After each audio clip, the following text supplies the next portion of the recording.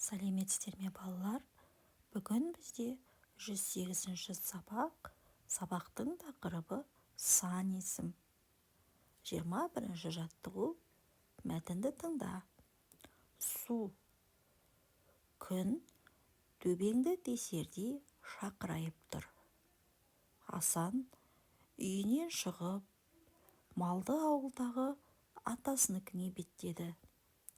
Демалыс кезінде атасына барып сәлем бермекші. Орта жолға жетпей-ақ шөлдей бастады. Бекер қуырдақ жеген екенмін деп ойлап келеді. Әбден шөл қысқанда ерні кезеріп, тамсанып қояды. Шіркін, бір ұрттам су болса ғой. Кенет ойына жолда кездесетін бұлақ түсті. Жалғыз аяқ жолмен соған қарай бұрылды. Міне, аңсаған бұлаққа да жетті. Қолын жуып жіберіп, уыстап су іше бастады. Тап-таза, мөп-мөлдір су ерекше тәтті сияқты көрінді.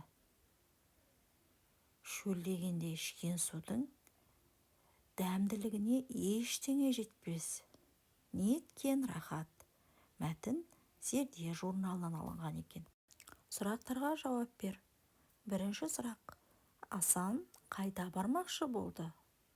Асан малды ауылда тұратын атасының үйіне бармақшы болды. Екінші сұрақ. Ол неліктен шөлдеді? Ол қуырдақ жегендіктен шөлдеді. Үшінші сұрақ. Жолда не кездесті? Жолда бұлақ. Төртінші сұрақ.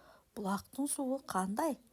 Бұлақтың суы мөп-мөлдір, тап-таза. Бесінші сұрақ. Бұлақтың суы неліктен ерекше болып көрінді? Асан қатты шөлдегендіктен оған бұлақ суы ерекше дәмді болып көрінді. Сұрақтардың жауабы арқылы тірек сөздер қатарын тауып жаз. Тірек сөздер: малды ауыл, қуырдақ, бұлақ, мөп-мөлдір, тап-таза, дәмді. 22-ші жаттығу. Орны ауысқан сөйлемдерді ретке келтіріп жаз. Жер бетінде 4 мұхит бар. Теңіз одан әлде қайда көп. Олардың саны 30-ға жетеді. Сан есімдерді тап, оларға сұрақ қой. Мәтіндегі сан есімдер 4, 30 сөздері. Бұл сан есімдерге қанша деген сұрақ қойылады. 23-ші жаттығу. Ойлан, тап. Ол қай сан? Оңынан оқысаң, ол сан. Терісінен оқысаң, ол сан. Бұл жұмбақтың жауабы 40 саны, яғни оңынан оқысаң да 40 деген сөз шығады. Ал терісінен оқыса да 40 деген сөз шығады екен. 24-ші жаттығу. Құрамында сан есімі бар сөздерді сөзбен жаз. Кекілік, жетік, түбір, күшік, жел 90, 6 бақан.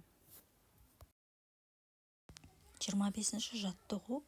Мақалды оқып, шатқа жаз. Бір кісі қазған құдықтан 1000 кісі су ішеді. Сан есімнің қай сөзбен байланысып тұрғанын сызбамен көрсет. Мақалдың мәнін түсіндір. Бұл мақалдағы сан есімдер 1 және 1000 сөздері. Бұл сан есімдер зат есім сөз табымен байланысып тұр. Яғни бір кісі, 1000 кісі. Бұл жердегі бір сөзі сан есім болса, кісі сөзі зат есім. сан есімдер сын есіммен байланысып тұр. Бұл мақалдың мәні: бір адамның жасаған жақсылығы 1000 адамға пайдасын келтіреді деген мағынада деп ойлаймын. Балалар, осымен біздің бүгінгі сабағымыз аяқталды. Видеоға лайк басып, каналға тіркеліп кетуді ұмытпаңыздар. Сол кезде келесі шыққан сабақтарды бірінші болып көретін боласыздар. Назарларыңызға рахмет. Келесі сабақта кездескенше сау болыңыздар.